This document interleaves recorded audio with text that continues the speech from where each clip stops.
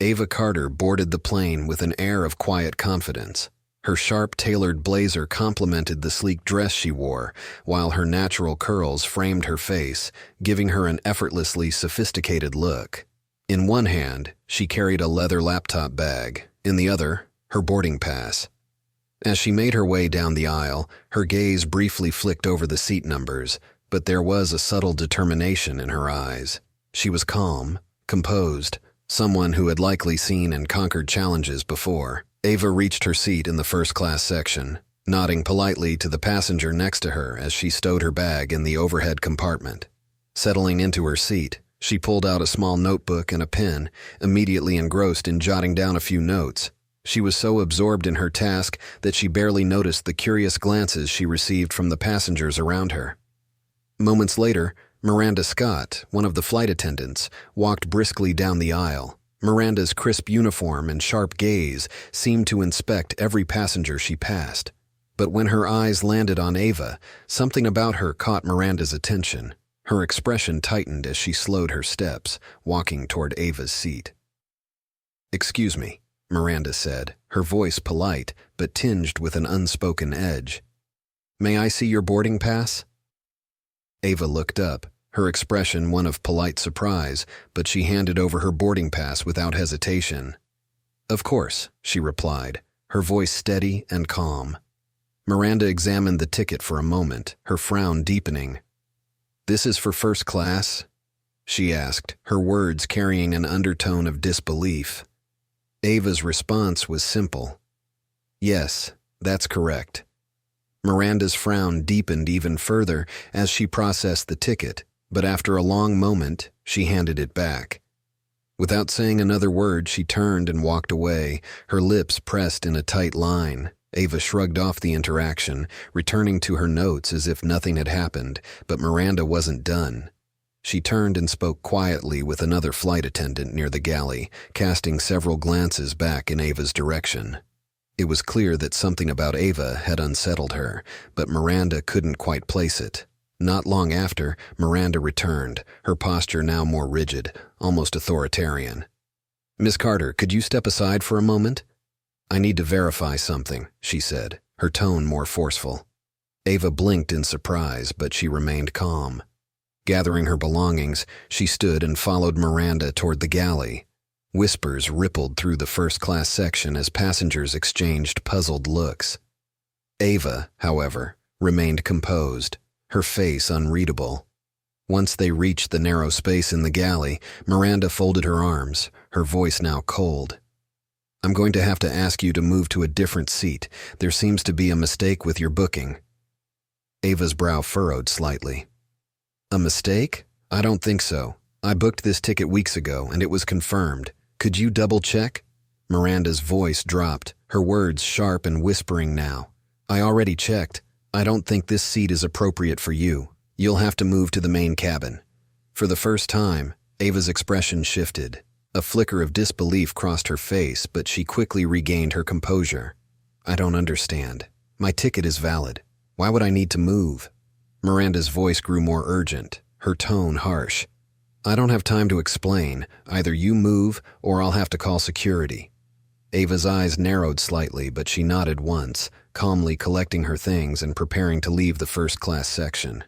The murmurs of disbelief and confusion from the passengers followed her every step as she walked toward the back of the plane.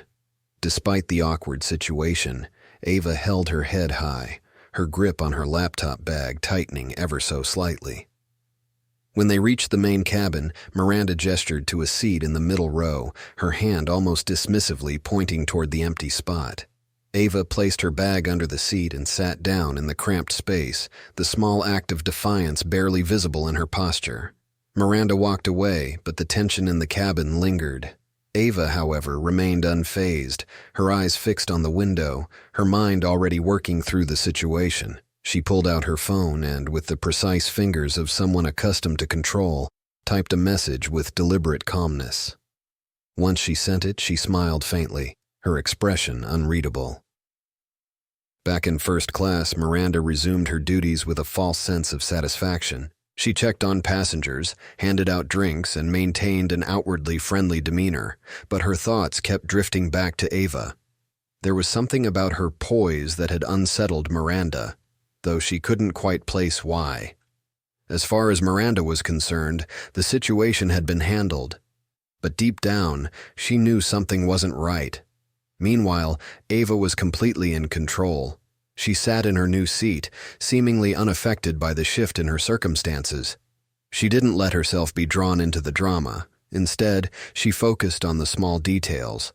A quick glance at the flight attendant in the main cabin, a younger woman named Clara, revealed the stark contrast between Clara's empathy and Miranda's coldness. Clara approached Ava with a soft, caring smile. "Ma'am, is everything okay?" she asked, concern in her voice. Ava looked up, offering a small smile. "I'm fine, thank you. Just a bit of a mix-up," she explained, her tone gracious. Clara, sensing there was more to the story, hesitated but chose not to press further. "Let me know if you need anything," she said, leaving Ava with a small glass of water. As the flight continued, Ava's calm exterior betrayed nothing of the storm brewing beneath it. While Miranda tried to go through her duties, her unease grew, a shadow lurking in the back of her mind. Something about Ava's demeanor seemed to defy the simple narrative Miranda had constructed, and as the plane cruised at 30,000 feet, Ava was already several steps ahead of the situation, plotting her next move. Just minutes passed before a calm voice echoed through the intercom. "Ladies and gentlemen, we would like to thank you for flying with us today. We hope you're enjoying your flight. If there's anything you need, please don't hesitate to let one of our crew members know." Ava's eyes flicked briefly toward the front of the plane. She pulled out her notebook again, jotting down a single line before snapping it shut decisively. Her fingers hovered over her phone screen, typing one more cryptic message. "They'll call soon. Let me know when it's done." She hit send, the faint glow of her phone lighting her face. Ava looked calm on the outside, but there was a sharpness in her eyes that Miranda would have found unsettling had she noticed. Miranda, on the other hand, remained unaware of the far-reaching consequences her actions had set into motion. As the flight continued, the tension around Miranda grew. She exchanged words with Dennis, a more seasoned flight attendant, who looked at her with a mix of concern and curiosity after hearing the news from the executive office. Moments later, a phone call from the airline's executive office rattled Miranda to her core. "We've received a direct complaint about an incident involving a first-class passenger," the voice on the other end said. "You will need to provide a detailed report upon landing.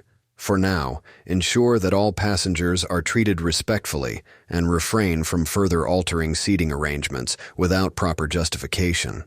Miranda's face went pale as the weight of the words sank in. Her eyes flicked toward Ava, whose composed demeanor now seemed far more powerful than before. She knew then that the storm Ava had quietly started was only beginning to unfold. Miranda tried to shake off the unease, but Ava's subtle smile remained etched in her mind. The tides had turned, and Miranda was only starting to realize the magnitude of her misstep. As the flight continued, Ava's plan was unfolding perfectly, calm, precise, and deliberate. And by the time the plane landed, the balance of power would have shifted entirely. As the flight continued, the tension between Miranda and Ava intensified, although it was a silent, almost invisible battle. Ava's calm demeanor contrasted starkly with Miranda's growing discomfort and guilt, which was beginning to eat at her. Every glance she cast at Ava, seated so composed in the main cabin, reminded her of how deeply she had misjudged the situation. The sense that Ava was orchestrating something behind the scenes, while outwardly remaining poised and collected, only deepened Miranda's unease. Ava's confidence was a force to be reckoned with. She was well aware of the power she held, even if no one else could see it. The way she managed the situation, never raising her voice, never showing signs of frustration, made her seem as if she were in complete control, and for good reason. Each subtle interaction with the passengers, like the brief conversation with the man who had asked if everything was okay, seemed to reinforce her unshakable composure. Ava responded with a calm assurance that only made those around her more curious about her true identity. Meanwhile, Miranda's nervous energy was palpable. Every task she completed, whether it was serving drinks or checking on passengers, felt mechanical, as if she were going through the motions without any real focus. Her mind kept returning to the conversation she had with the captain, where she had learned the truth about Ava. The realization that Ava had connections to the airline's board of directors sent a chill down her spine, and Miranda could no longer shake the feeling that she had made an irreversible mistake. Dennis, the more experienced flight attendant, noticed Miranda's growing panic. His earlier warning echoed in her mind. "You'd better hope you didn't mess with the wrong passenger." But it was too late now. Ava had already set her plan into motion. Miranda couldn't undo her actions, and the longer the flight went on, the more she felt the weight of her misjudgment pressing down on her. The moments felt like hours. Miranda tried to keep her focus on the tasks at hand, but every glance toward the main cabin where Ava sat seemed to confirm the gravity of her mistake. Ava was unbothered, and there was an unsettling certainty in her calm that Miranda couldn't ignore. The feeling that Ava was quietly orchestrating something powerful, just out of sight, was growing stronger with each passing minute. The final blow came when Miranda was summoned to the cockpit again. This time, Captain Harris delivered a blunt message. Ava's connections weren't just casual ties. They were with the very people who had the power to shape the future of the airline. Miranda was told to ensure that no further incidents occurred and to write a detailed report upon landing. The authority in Captain Harris's voice made it clear that her actions had crossed a line and there would be consequences. As Miranda returned to the galley, her heart raced.